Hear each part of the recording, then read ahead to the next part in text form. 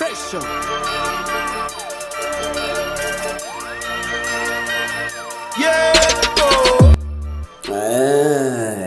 Nadhani hii ni moja kwa moja. Sauti hii unayosikia ni kutoka kwa Simba from City.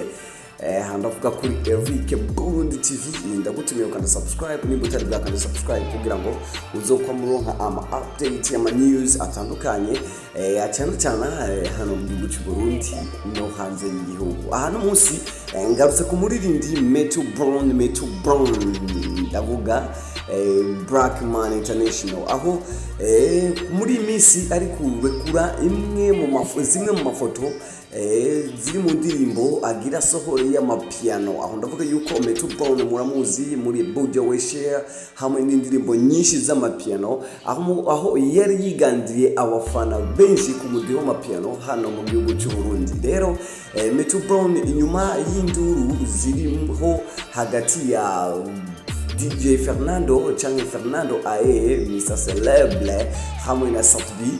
Metou nawe azanye indirimbo ari kubena mu Samaria Daniel y'amapiano aho yongeye atanga gasopo kuri Satbi. Novuga ko nawe muri no minsi atari kuvyorosha ku ndirimbo ziwe ari gusohora z'amapiano. Aho ndavuga yuko rimwe n'irindi canke kabiri Metou nawe urazi ko atavyorosha mu mapiano azanye na style niwe yazanye style y'amapiano ayishira update abantu benshi barayikunda. Satbi nawe avyatsa mu mapiano nyene aho Metou yaciye mu hagasoko amubwira ati subiza inyuma. Aho rero ndakubwira neza urashobora gusiga commentaire yawe hano kugira ngo numve canke twumve canke abandi bantu batahure ingene wewe watahuye amajambo amwe na yandi Metou yashoboye kubwira Satbi.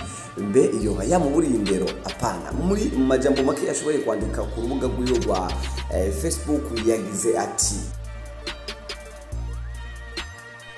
yashoboye kwandika agira ati mukuru wacu canke ndumwami uwo mapiano hano iwacu mu Burundi. Gusa rero mukuru wacu Satbi agize imisi ankoma reka nanje ndamukome. So ino ndirimbo ni indirimbo y'amapiano ndi kumwe na Samaria Daniel. Agize ati agize imisi ankoma. Mbe bimeze gute bigiye gufata indi shisho? Reka twumve commentaire yawe nawe ico ubivugako.